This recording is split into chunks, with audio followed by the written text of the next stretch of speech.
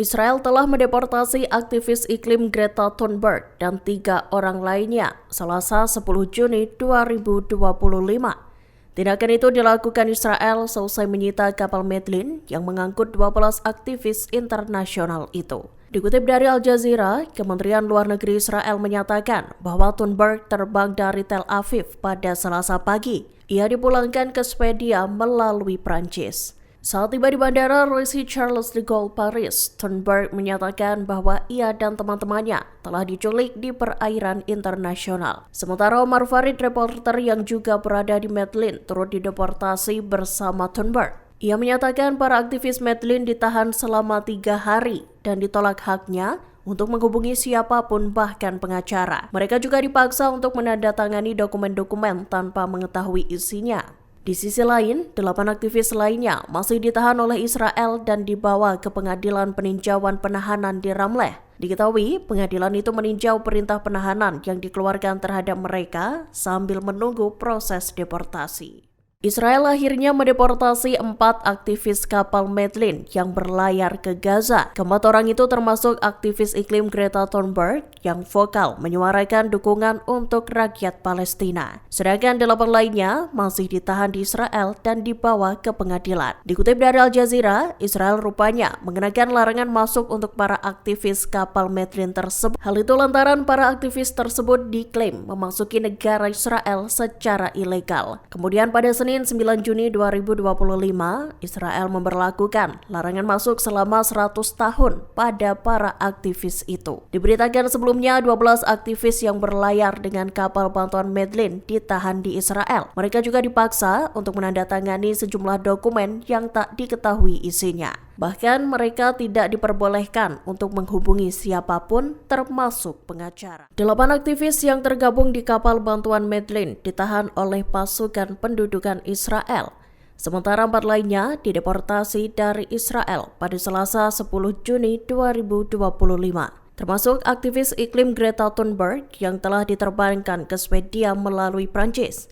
Dikutip dari Al Mayadin, para aktivis yang masih ditahan diketahui tak mau dipulangkan ke negaranya masing-masing. Mereka menolak untuk menandatangani surat deportasi yang diajukan pihak Israel. Alhasil mereka tetap ditahan dan akan dibawa ke pengadilan. 8 dari 12 aktivis internasional itu bakal digiring ke pengadilan peninjauan penahanan di Ramleh. Nantinya, pengadilan itu bakal meninjau perintah penahanan yang dikeluarkan terhadap para aktivis itu. Adapun para aktivis tersebut juga mendapat larangan masuk dari Israel selama 100 tahun. Presiden Amerika Serikat Donald Trump dikabarkan menekan Perdana Menteri Israel Benjamin Netanyahu untuk mengakhiri perang di jalur Gaza. Bahkan perang tersebut harus dihentikan secara permanen. Diketahui permintaan itu dilontarkan Trump dalam panggilan teleponnya pada Senin 9 Juni 2025. Dikutip dari The Times of Israel, Trump dilaporkan menyinggung soal kerangka kerja Witkoff yang dinilai bakal menghentikan perang selama 60 hari.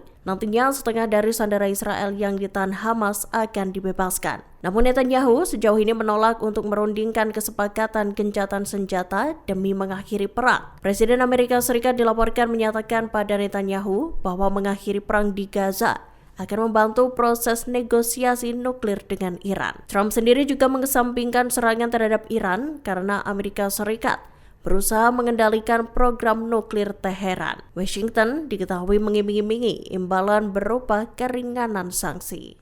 Militer Israel melancarkan serangan laut terhadap kota Hodeidah di Yaman Selatan, Selasa 10 Juni 2025. Serangan itu terjadi beberapa jam selesai Israel mengeluarkan perintah evakuasi terhadap 3 pelabuhan utama di Yaman. Dikutip dari Palestine Chronicles, Angkatan Laut Israel menarget dermaga pelabuhan Hodeidah dengan 2 serangan. Israel sendiri juga mengonfirmasi bahwa pasukannya melesatkan serangan tersebut. Pihaknya mencatat ini merupakan kali pertama Angkatan Lautnya dikerahkan dalam konflik dengan Yaman.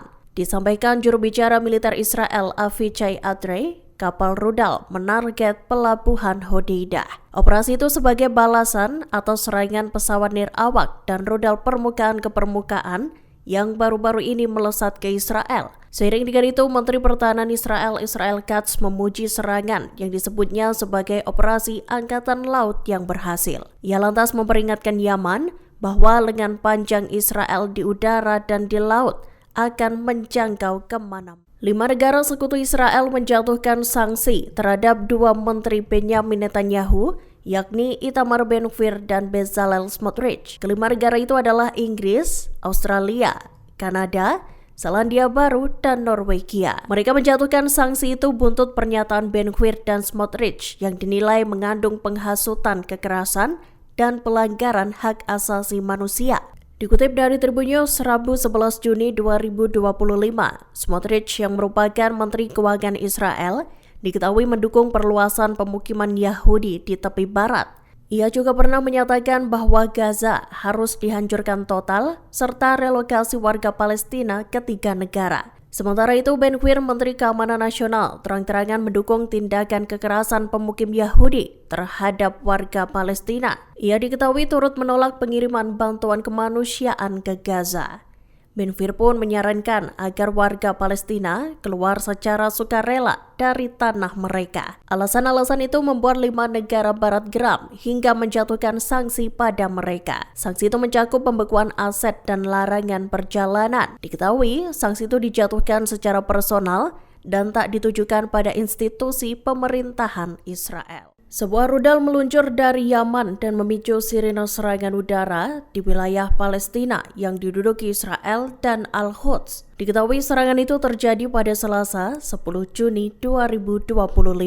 Militer Israel melaporkan adanya sebuah proyektil yang diluncurkan dari Yaman. Dikutip dari Al-Mayadin, pasukan pendudukan Israel IOF menyatakan bahwa mereka berhasil mengidentifikasi peluncuran rudal itu. Ledakan keras juga dilaporkan terdengar di wilayah Al-Quds. Seiring dengan itu, Menteri Keamanan Israel Katz mengancam akan memberi respons kuat jika Yaman terus menyerang. Diketahui, Angkatan Laut Israel juga melesatkan serangan di provinsi pesisir Hodeidah di Yaman Barat. Pihaknya menyerang dermaga pelabuhan Hodeidah.